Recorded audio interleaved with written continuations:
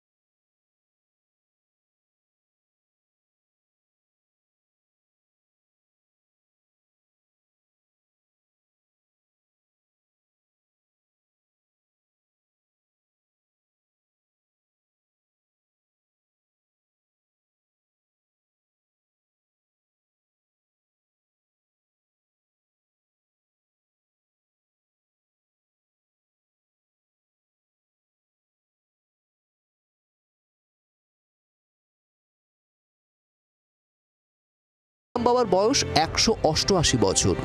তবে সেটা যে বাস্তব নয়, এতদিন যে সক্ষমভাবে বেঁচে থাকা সম্ভব নয়, তার জন্য বিজ্ঞানী হওয়ার দরকার নেই।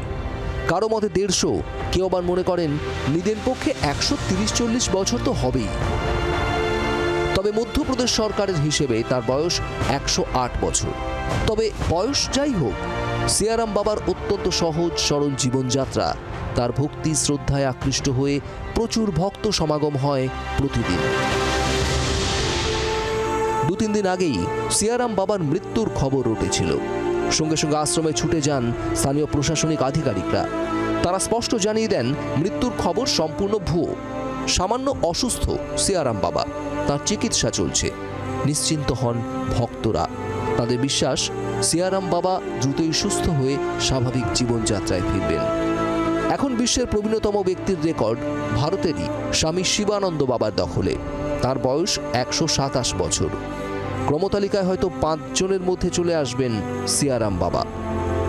এমন সব চরিত্রের বৈচিত্র্যের ভারতবর্ষেই দেখা মেলে। ব্যুরো রিপোর্ট, জি 24 ঘন্টা। বাংলার আওয়াজ, বাঙালির আবেগ, জি 24 ঘন্টা।